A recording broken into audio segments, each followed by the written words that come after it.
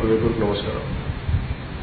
ఈ రోజున జీసస్ వృద్ధాశ్రమం కొత్తగా ప్రారంభిస్తుంది, కొత్త బిల్డింగ్లో మీరు అందరూ ప్రవేశిస్తున్నందుకు నా మనస్ఫూర్తిగా నా అభినందనలు తెలియజేస్తాను. దీని ద్వారా మీ అందరికీ సంపూర్ణమైన ఆరోగ్యాలు ఉండాలని మనస్ఫూర్తిగా కోరుకుంటున్నాను. దీన్ని స్థాపించిన శ్రీ లక్ష్మీ నరసింహమ్మ గారికి ఆవిడ నా తల్లితో సమానం. ఎందుకంటే ఆవిడ ఈ ఎవరు లేని పెద్దలందరినీ, వృద్ధుల్ని ఎలా ఆదుకోవాలని చెప్పి ఆవిడకి ఎంత తప్పన పడి ఆవిడ ఎంత ఇచ్చారో నాకు బాగా తెలుసు. ఆవిడ కన్నీళ్ళే నన్ను చాలా కదిలించినాయి. అంటే ఒక మనిషి ఒక చాలా చిన్న ఉద్యోగం నుంచి, ప్రభుత్వ ఉద్యోగం నుంచి ఇలాగా ఎవరు లేని అంటే పిల్లలు ఉండి కూడా అనాథలైన పెద్దలకి ఆవిడ అండగా నిలబడాలి అని ఆవిడకి వచ్చి తండ్రి నుంచి ఆవిడ సంక్రమించిన ఆస్తి వృద్ధాశ్రమం పెద్దలు చూసుకోవడం ఒక మంచి అలవాటు. అదే ఆవిడ సంక్రమించిన ఆస్తి.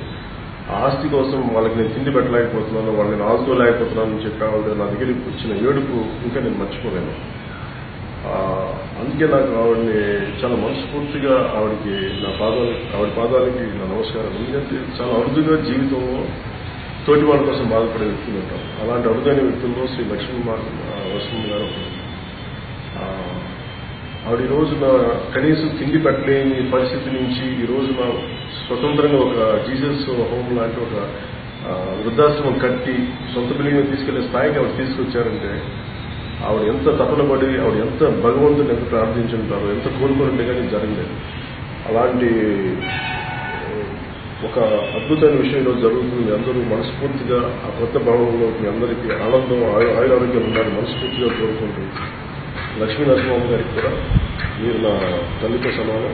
మీరు ఎప్పుడు సంతోషంగా 10 మందికి సేవ చేయాలని కోరుకుంటూ, దాని నేను కూడా నా చేతనని చేయొద్దు మీకు అందిస్తాను మనస్ఫూర్తిగా సెలవు తీసుకుంటూ. అలాగే ఆవిడకి తోడ్పడిన ప్రతి ఒక్కరికి పేరు పేరు నా అభిమానులకు కానీ, ఇంకా చాలా మంది పెద్దలందరికీ ప్రతి ఒక్కరికి పేరు పేరుగా మీ అందరికీ లక్ష్మీ నరసింహ గారి తరఫున మీ అందరికీ ప్రతి ఒక్కరికి పేరు పేరు నా కృతజ్ఞత తెలియజేసుకున్నాను.